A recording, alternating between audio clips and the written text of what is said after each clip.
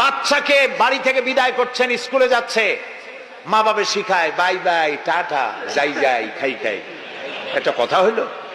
বাচ্চা বিদায় হচ্ছে, বাচ্চার মাথায় হাত দিয়ে বলেন ফি আমানিল্লাহ, তোমারে আমি আল্লাহর আমানতে ছেড়ে দিলাম। সুবহানাল্লাহ। কিসের বাই বাই টাই টাই? আমরা মুসলমান, এই মুসলিম ট্র্যাডিশন, মুসলিম কালচার বাঁচায় রাখতে হবে যে কোনো মূল্যে। ছেলেদের নাম রাখতে গিয়ে মন্টু, বল্টু, সেন্টু, ডবলু, আকাশ খাতুন, বাতাস বেগম, একটা নাম হইল?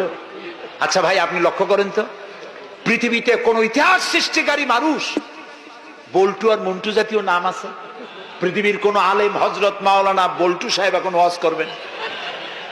এই যে মাজার দেখতে পান, ইনি হচ্ছেন হজরত পীরে বুজুর্গ খানানে খানান সিরাজুস সালিকিন মিসবাহুল আরিফিন হজরত মাওলানা সেন্টু রহমতুল্লাহ আলাইহির মাজার। আছে এরকম? নাই। আপনি নাম যত খারাপ রাখবেন, আপনার সন্তান গুন্ডা হবে, বদমাশ হবে, চাঁদাবাজ হবে, জিনাকার হবে। নাম রাখবেন মুসলমানি নাম, ভালো ভালো নাম, আরবি নাম।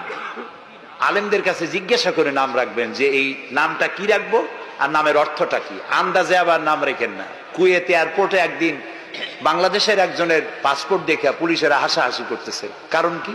কারণ হলো পাসপোর্টধারী যিনি, তার নাম হলো জামাল মিয়া, আর পিতার নাম হলো তরিক মিয়া।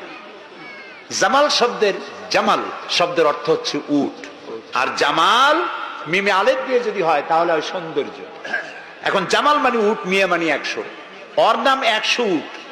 আর তরিক মানে রাস্তা, মিয়া মানে 100, ওর নাম 100 উট আর ওর বাপের নাম 100 রাস্তা। 100 রাস্তার ছেলে 100 উট। তা খালি আরবি রাখলে তো হবে না, নামে আরবির অর্থ কি? জি, অর্থবোধক নাম রাখতে হবে।